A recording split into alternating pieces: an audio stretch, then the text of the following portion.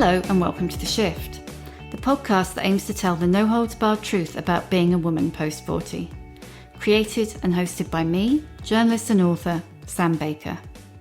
This week's podcast comes to you from an ironing board in a Liverpool hotel. Seriously, it's the first time I've used an ironing board in decades. Anyway, the impromptu ironing board studio didn't faze my guest, the beloved novelist Marian Keyes. All these hormones that kept me in equilibrium for 3 decades suddenly began a retreat, and I think emotionally it really affected me. That's the thing about Marian. She speaks the truth. She can't not speak the truth, which is why she's sold over 35 million books. The latest of which is the frankly fabliss and immensely truth-telly #1 bestseller, Grown Ups.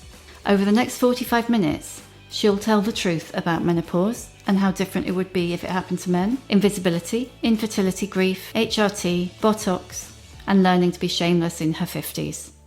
This episode is not to be missed. I'm sat in a hotel room 4 floors above Liverpool city centre with the divine Marian Keyes.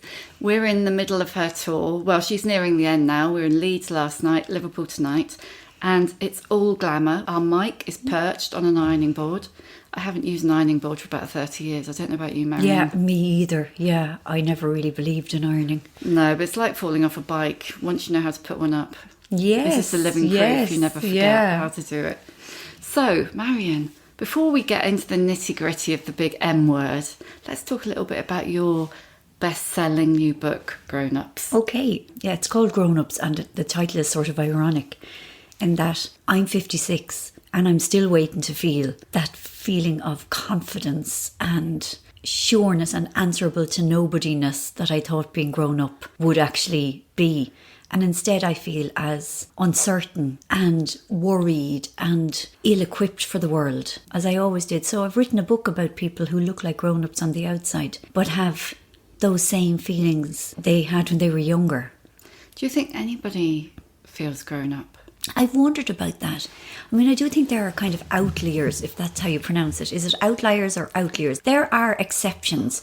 I think people with kind of abnormally strong self-belief, just people who are kind of unnaturally confident, they probably think... They probably think they're grown up. Yeah, and I think if people have been kind of given privilege and have always been told that they're wonderful and, you know, life works smoothly for them as a result of their privilege, they probably feel like they are making it happen themselves. A proper grown-up needs to be very humble. I think humility and acceptance are true grown-up qualities, and I think very few people have them. People who have them don't acknowledge that this is actually what grown-up means. I remember when I was a kid in the 70s, that's how old I am, thinking, oh, when the millennium comes, I'm going to be 34. I might as well be dead. That's so old. Yeah. It's hilarious. Yeah, I look back and it was nothing. My 30s were so young. I know, it's depressing, isn't it? Yeah, but at the same time, I think age has changed and that 50s is still young. Yeah, totally. Yeah. And that's not just because we are 50s. Yeah. No, like the world has changed. The idea of like a woman, the minute she hit 40, she was like a goner. She became completely invisible. And she was meant to act like she was like on the brink of death. There was meant to be nothing spontaneous or enjoyable or opinionated in her life. She was just meant to kind of be a thing and not a person any longer. So you mentioned invisibility, so let's talk about that. Since you've been in your 50s, have you started to feel that much vaunted invisibility kicking in? You see, I always felt invisible. I am not a noticeable person. I just don't have that light that young women have. I think people only ever really notice me after they've been speaking to me for a while. I've always had this kind of invisibility cloak, like I've always been ignored in shops or overlooked by men. Is that really true? Or No, it's really true. Like, it's really true. I know it sounds revisionist, maybe. No, it's like it was the case. Yeah, I didn't have the confidence. You know, I wasn't confident kind of in my body. And I never dressed in a way that was kind of provocative or glamorous. So there hasn't been that awful loss that I know a lot of women feel once they get to a certain age, and maybe they feel that they were very beautiful when they were younger and suddenly that part of them isn't there anymore. I've never had that. Do you remember the Amy Schumer sketch, The Last Fuckable Fuckable Day? I think everybody I know found that hysterically funny.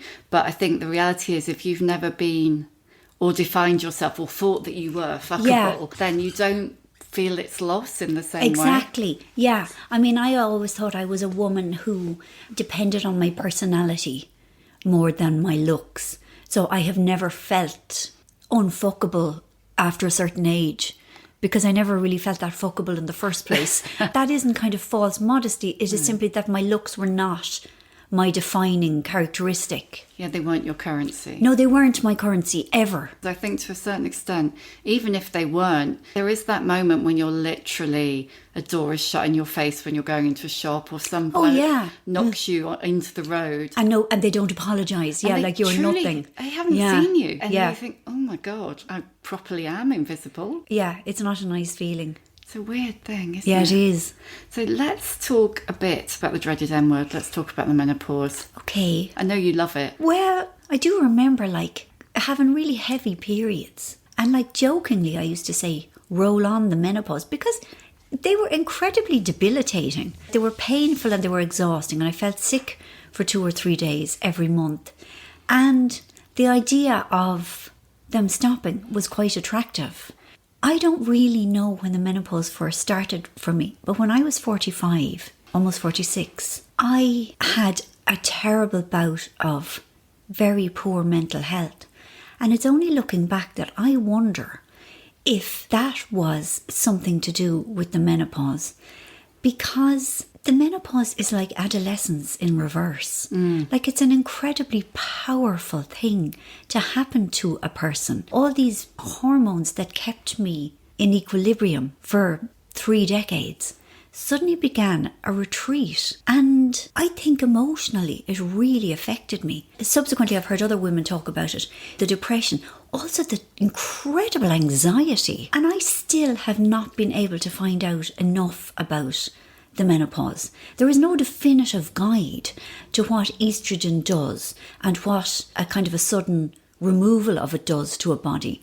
But I've heard so many women talk anecdotally about anxiety, insomnia and depression happening around the age of 45, 46, that it really makes me think it's real. The number of women I've spoken to who said, yeah, I knew to expect hot flushes. Yeah, we've all heard about hot sweats and it's all a bit ho-ho. Oh, you're a middle-aged woman, let's crack a joke. Yes, and I mean, I know we're getting off the topic of the emotional side, but it absolutely enrages me the way that menopausal women are presented as a joke, as people to be mocked, as ho ho, there they go, smashing plates and being angry and growing hair on their chin. When you think of how teenagers are nurtured through adolescence, and into early teenagehood, they're really, really taken care of now, because everybody knows that they're going through something confusing and huge, the upheaval is terrible. But menopausal women don't get anything like that nurturing or support or sympathy or understanding. We're a joke. It's haha, she's going through the change. There she is, losing her temper and refusing to cook the dinner. Well, I think, isn't it? It's probably because adolescence is the beginning and menopause is seen as the end, which of course it isn't. But it's the end of your fertility, reproductive usefulness. Yeah, but it shouldn't be seen as the end of anything. It should be seen as a transition that is incredibly unpleasant for an awful lot of women. And yes, there are women who are very proud to say, I sailed through it, and good for them, lovely for them. But just because they sailed through it, they don't have the right to kind of diminish the experience of women who really suffer going through it. And I've said this before, but if menopause happened to men, they would be given 10 years off work between the ages of 45 and 55. And they would be treated with compassion, with gentleness, with understanding. The medicine that they wanted would be made available. The therapy they needed. Their lives would be made easier. Well, it'd be seen as a rite of passage as well, wouldn't it? It absolutely would. Into wisdom. Yes. Yeah. Yeah, absolutely. Into being the matriarch, into having survived this long and having learned so much about life and being able to help younger people with all that we have learned. Yeah, it's like if you think about everything that we've been through by our age, whether it's losing people, infertility, you know, job loss, redundancy, loss of parents or not. We've accumulated so much and so much wisdom, and we've learned that so much is survivable. So instead of being regarded as vessels of wisdom, which we are, we're just kind of set aside and sniggered at. Do you think that's why people are disinclined to talk about it? I'm not exactly sure why people are disinclined to talk about it, but I know people are. The way people are uncomfortable talking about periods, it seems unseemly somehow. I'm not exactly sure what it is, but the fact that it's female and it's got to do with the loss of lush, bountiful, fertile womanhood. Obviously, I suppose women are so valued in terms of their femininity that perhaps people are scared away by women who are allegedly past that, you know, who don't have beauty or lushness, freshness, youth, whatever to offer. You look quite lush to me still. Thank you, Sam. But I'm on HRT and I've had Botox and I dye my hair. I have hair extension. That's because you want to, though. It's absolutely because I want to. External pressure, or is it? Oh, not at all. Misogyny? No, it's not internalised misogyny. I mean, I'm on HRT to try and keep my mental health steady. I found the idea of being menopausal freeing. Being free from monthly periods is just such a lovely idea. But now I am so grateful to feel okay psychologically, emotionally, that's what HRT does for me.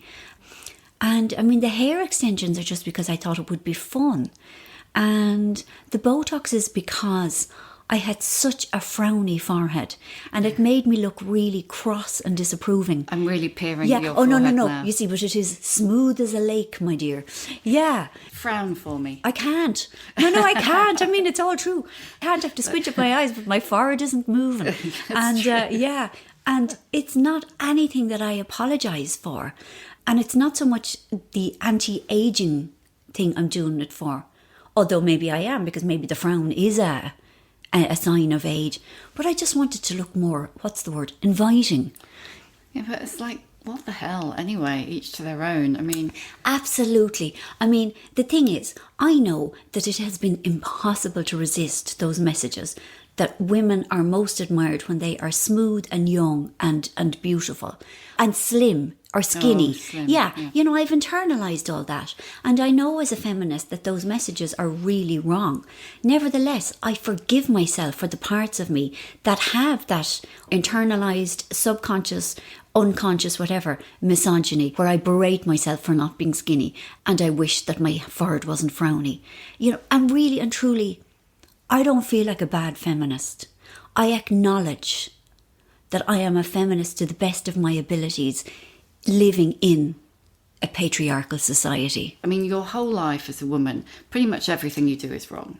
Yes, so, you know, yes, you're too absolutely, fat, or you're too thin, or you shouldn't be on a diet, or you shouldn't admit you're on a diet, or you're too opinionated, or you're not clever enough, or I really felt like with the menopause that really reached a peak when at the point when I had not a breakdown like you, but a really chronic anxiety. My confidence was through the floor. I didn't know what was going on. You know, I'd lost sight of myself completely. Yes. And my reaction was to go to my gynecologist because I was unlucky enough to already have a gynecologist. Right. I had loads of girl problems. God love you. So I'd, gone private. So I went straight to her and just went, give me the pills. Yes. But there was all this like external noise, it's like you're a tool of the patriarchy because you're taking HRT. Yeah. So you literally got, some Burke on the internet. Yes. And your mum and your friend who thinks it's the wrong thing and your friend who thinks it's the right thing. Yeah. And, the judgy feminists. And you're just like, whoa, for once in my life, even at this point when society thinks I'm no use anymore, still got an opinion about what I do. Yes.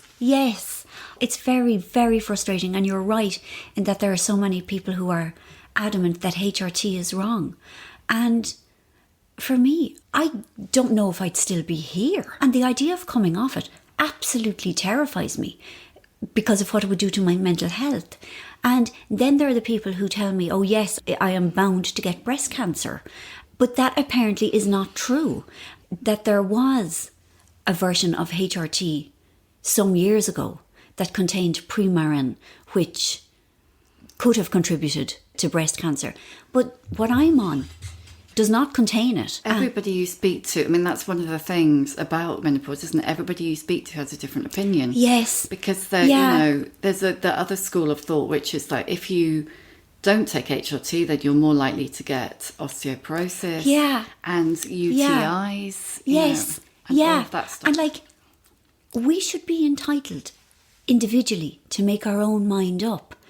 And as you say, everyone has an opinion, but nevertheless, there is an awful dearth of information. Yeah. I mean, I find it incredibly frustrating. I would like to know what would happen if I dropped my dose or if I attempted to come off it completely. And I can't get it. There is such murkiness. I suppose nobody has thought it important enough to definitively give information. Yeah, I think I've actually met a lot of people who swear by Louise Newsom. I think she's based in Stratford. But like I said, it's like so many, everybody you speak to has a slightly different view. How did you go through your GP? I did initially. Yeah, I did. And she took blood. And apparently it's very hard to tell if you're in menopause. But apparently it showed up that I was, which was great. And so I started on both of them, progesterone and estrogen.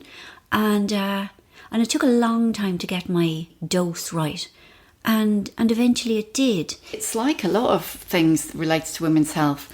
Probably in order to get a really full and frank opinion, you're going to have to pay for it. It's almost like, I was interviewing someone for the book, The Shift, and she was saying it's almost like we're being entitled, expecting quality of life. I know, my God, exactly, yes. And it's, you know, am I going to spend £300 on a consultation and HRT, which you get it privately, it costs you 80 quid instead of 8 for prescription in the UK. And then, or, you know, a pair of shoes or whatever. So those two things are not comparable. No, they're not. And again, you know, to come back to what I said about the men, if they got the equivalent of the menopause, they would be supported. They would get whatever they needed medically. Oh, I sure would. If you don't mind, let's talk about body image a bit. Yeah. I mean, you write, every time you write a book, really, it comes up. But how have you found the menopause impacted on that? Badly. It's a stinker, isn't it? Yeah. My body shape has changed. It's all gone to my stomach. You know, I put on weight far more easily than I used to, and I always did anyway. Yeah, it's just so much harder. And, you know, I started working with a personal trainer and I put on weight and I got bigger, you know, because I was hungry. Oh, because you were but also were you putting on muscle? So that would I don't think I was. I think I was just hungrier. And it's just so kind of annoying when you do the alleged right thing. And I mean, I wasn't doing it for the laugh. Like, I was doing it to lose weight. And so that was really frustrating. But yeah, it is. You know, it's always been a struggle for me, always. But the struggle is far harder now. And there are times when I think, you know, just give it up. Just surrender. Just let it be. Be how you are, in the body you're in, which has served you much better than you have ever given it credit for. You know, I wish I could be kinder to my body. But again, you know, I have internalized those messages, like, and it's very hard to rationalize past them.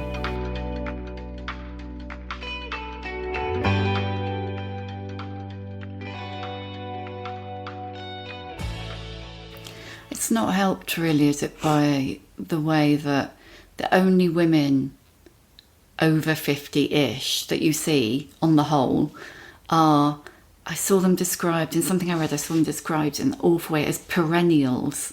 Oh, i.e. women who don't age. Right, basically. right. And so instead of saying, I mean, there's the whole good for your age thing. And Yes, all of that. yes, but yes. If anybody actually said, do you know what? You are going to put on an inch around your middle, and that is how it is. And you can fight like hell if that's what you want to do. But it's probably not going to make any bloody difference. Yeah. And that's okay, because, you know, the what's held up as attractive is ultimately 20. I know. Yes. And I am almost 4 decades past that. Do you feel like, what do you think about representation of women, older women in the media and in society and movies? Yeah, I mean, you either see the likes of Julianne Moore, who is just so ridiculously beautiful, and she is not the norm, or else you see, you know, somebody who is probably the same age as her, but acting a lot older. There aren't any women that I feel, oh, that's me. Because when I asked on Instagram, a lot of people cited you. Oh my God, really? Yeah. Really? Really, really, yeah. Oh, well, that's very nice. Because you're a successful, visible, older, a bit older, struggling woman. Yeah. You're honest about how it feels, but you still look pretty great. Well, thank you very much. I mean, I think the one thing that I haven't done is I haven't really changed how I dress. You know, I like beautiful clothes. I like beautiful things.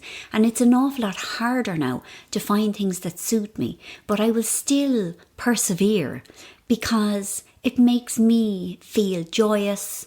It makes me happy. And I know that I will never be, 8.5 stone again. I will never look the way. And that the awful tragedy was, like, when I was 20, 25, 30, I hated how I looked. I thought I was horrible. But yeah, and I mean, the thing, I suppose, with the hair extensions, there's no law.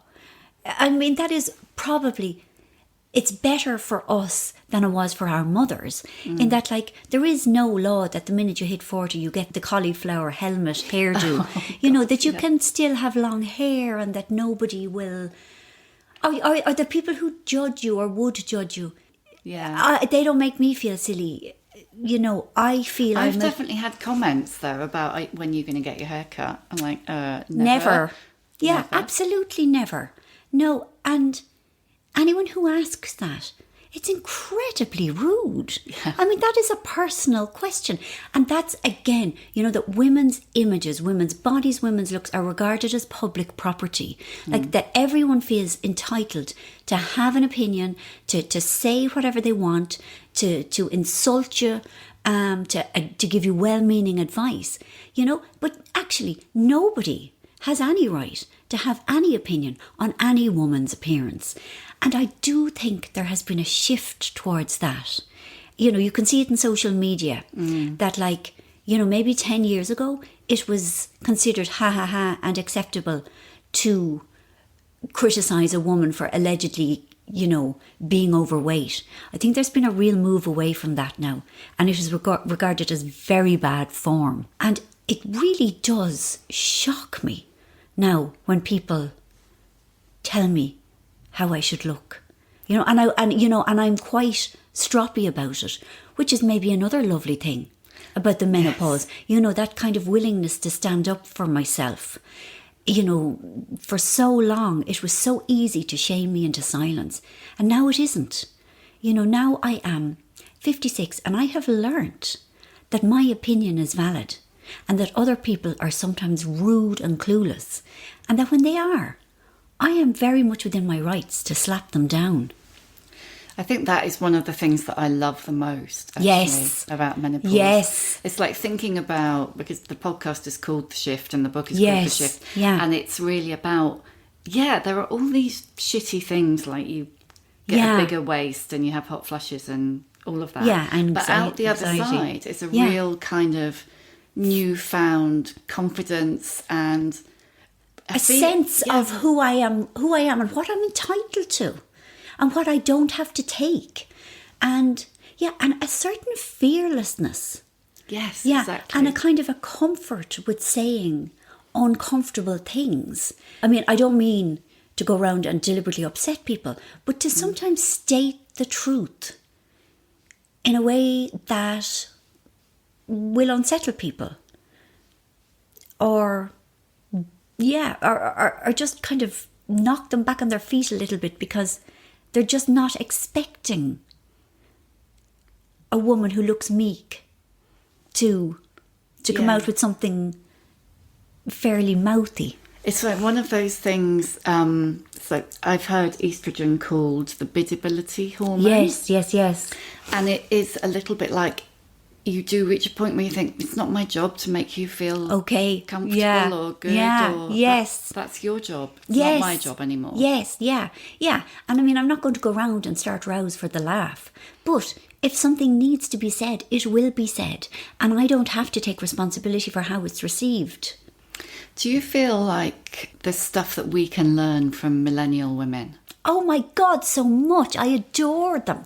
I think they are so different from the way I was. I mean, things like the fat positivity movement and fat neutral movement, where and I love the way they will wear what they want, and it doesn't matter if they're not the size 8 that modelled it in the first place. If they like something, they'll wear it, and they won't apologise for not having the, quote, perfect body.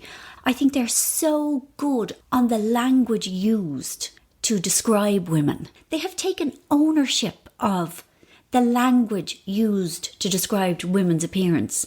And they won't stand for being mocked or being insulted. You know, I mean, when I was 25, if I walked past a group of lads and they did the ho-ho and there she goes, fatty or whatever, I would have scurried away in tears of shame. But they don't stand for that. You know, they're wonderful. I get so much courage from them, and I am so heartened by their confidence. Did you talk to Old Woman about it?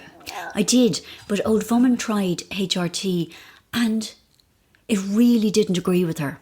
Interesting. Yeah, so she went through it without any help, and she did talk about the depression and the hot sweats. She's funny. Like, you know, she is in many ways not a healthy person, but other things she's absolutely, you know, tough as old boots about. I mean, I think partly like her generation were told, like, to be alive is to suffer, you know, and I mean, I think she really kind of took that on board. But she didn't think it was that big a deal. But she did agree with me about the depression that she got before she knew what was going on for her. So you did have similar, in a way, you probably had a similar it was experience. Nice to have that kind of endorsed. That's interesting. Because you're the eldest, aren't you? So you I am. You're first of your sisters. Yeah, and all of that. yeah. Would you mind me asking you, because neither of us have had children. Yeah. And for me, it was very much what will be, will be. Yes. So we didn't have IVF. We won't try not to get pregnant. Yes. I didn't get pregnant, and it's just was life. But one of the things that really struck me when I was in the midst of perimenopause was the kind of, I think, mourning. Yeah. And I was not expecting it, because I was very peaceful. Yeah. With the fact that I hadn't been able to have children. Yeah. And I really wasn't expecting that sense sorrow. Of this is really it. Yeah. It's yes. not going to happen now. Yeah. Yeah, I've had it a few times, you know. I mean, but I had sort of gone through the grief earlier.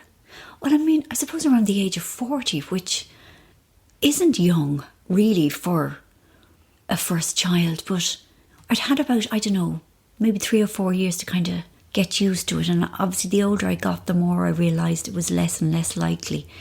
And not really around perimenopausal time, but the odd time, I have thought, oh my God, it's really not going to happen. And there has been more sorrow about that. That like the door was always open, there was always a chance. And then kind of being whacked by maybe my 48th birthday, thinking that's it. You know, it's really... And yeah, definitely, it did hit me anew.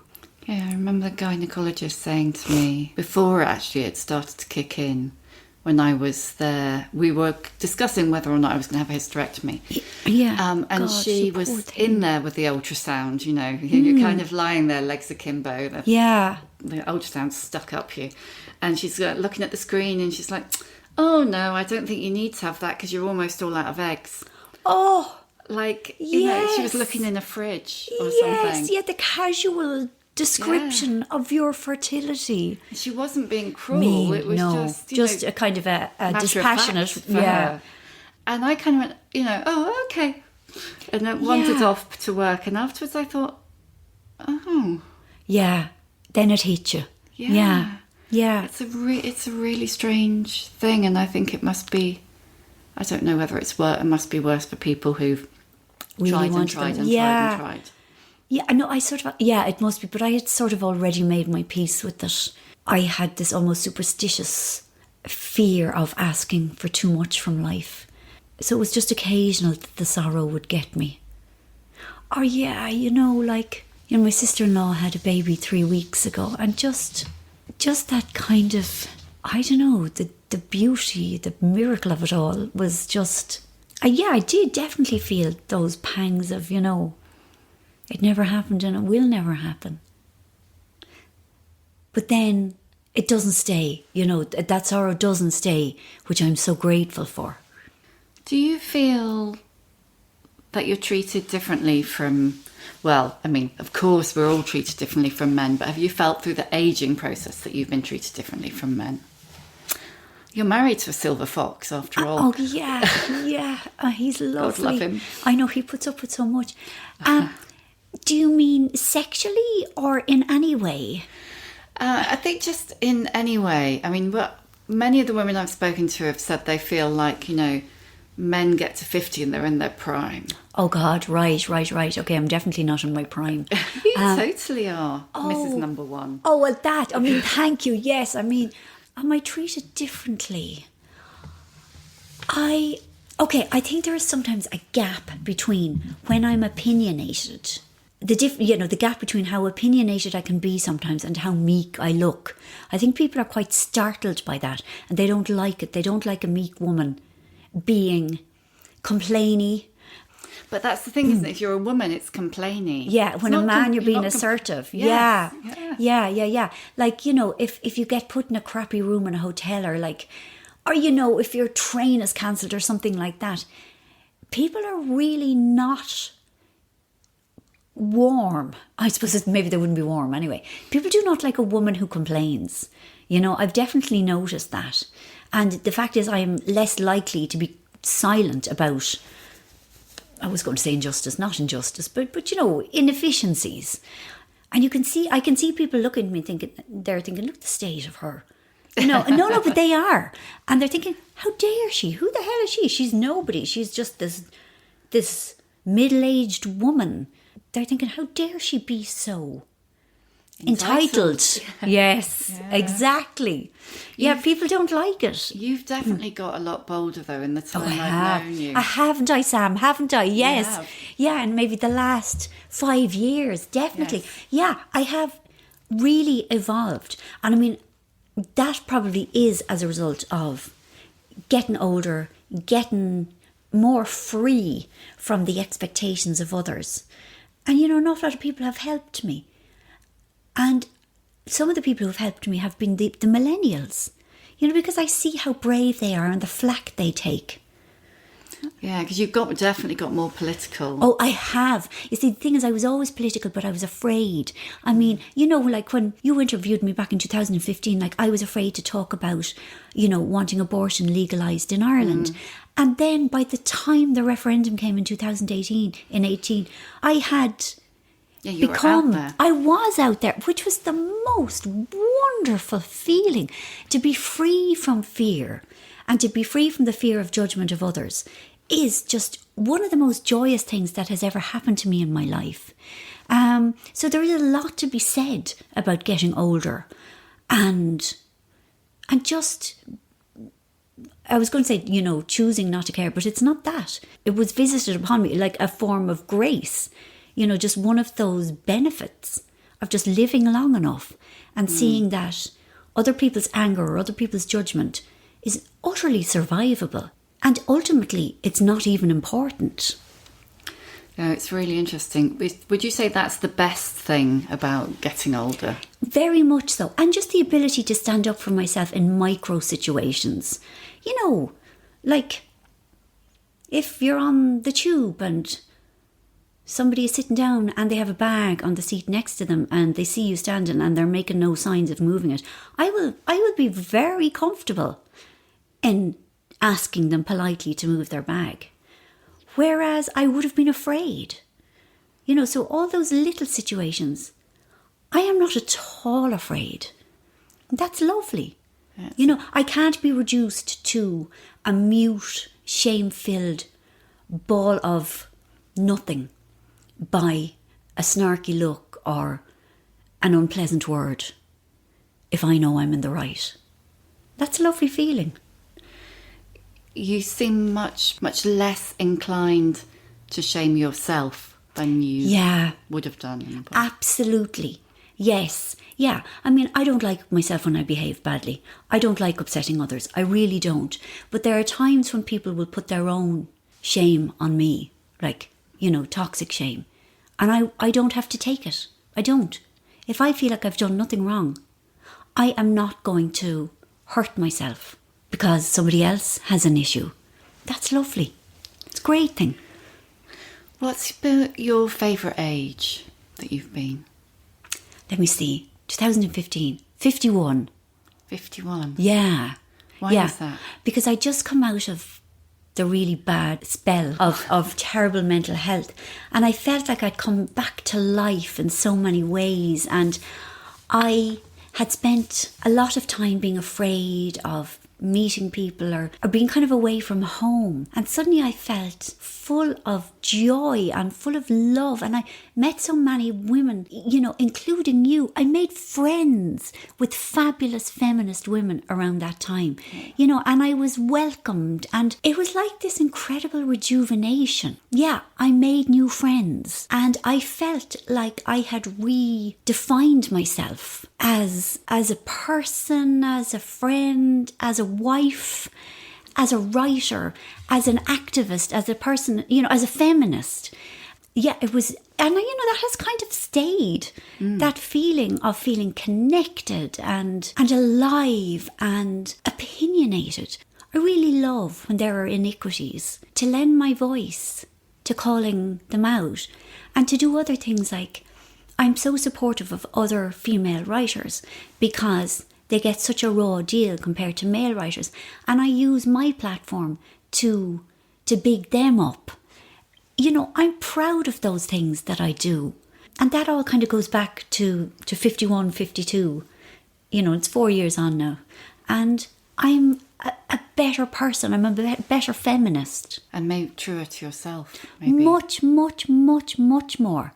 Yeah, like if all that kind of shackles of, you know, having been brought up a Catholic, it's all fallen away. There is nothing left there to scare me. None of them can say anything to me anymore. You know, I am unshameable. I am shameless, as they would doubtless call me, you know. They doubtless would, but you mean that in a totally different way.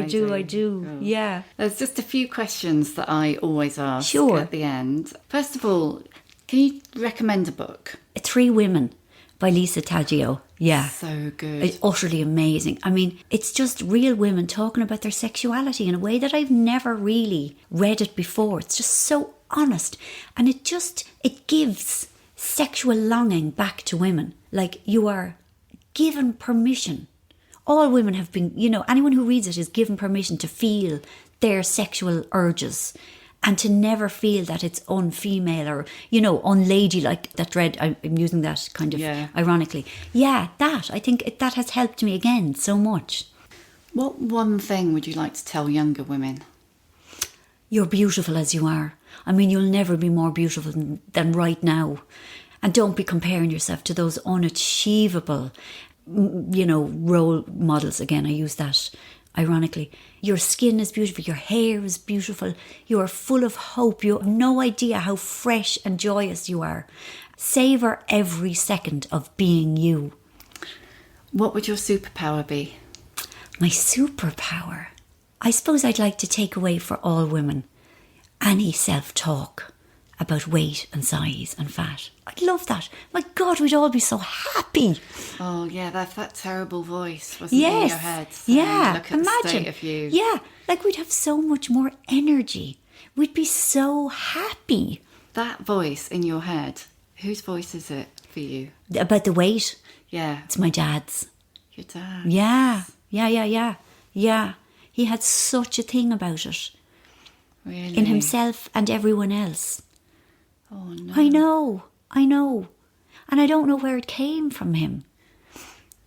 You know, he struggled with food. Like, food was definitely his painkiller. And I don't know where his fat phobia came from. But it was always there. All through your childhood. Yeah, and teenage. You know, I feel a bit disloyal saying it because he's not here. But I mean, I used to say it to him when he was alive. And he was a lovely dad. But you know, parents aren't perfect and they shouldn't be expected to be. And he gave me an awful lot that was good as well. He gave me so much.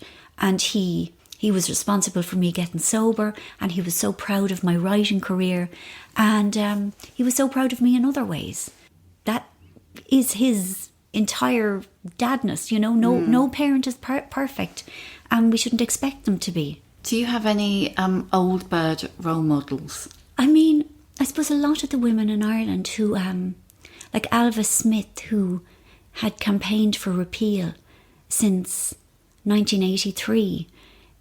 You know, people like, I suppose people who are passionate about women's rights really inspire me, and I'm so grateful to them. And I don't want to let them down. So I suppose Alva would be the one that I think of at the moment. Last one. How many fucks do you give? I probably give 2 or 3, but I used to give at least 100.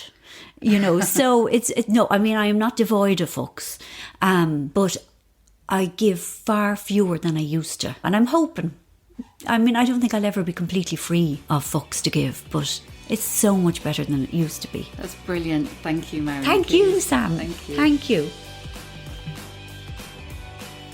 Thank you for listening. I'd love to hear your feedback. You can reach me on Twitter at Sam Baker and Instagram at The Other Sam Baker, using the hashtag #TheShift. You can hear a new episode of The Shift each week on Acast, Apple Podcasts, Spotify, or wherever you get your podcasts. If you like what you hear, please do rate and subscribe, because it really does help other people find us.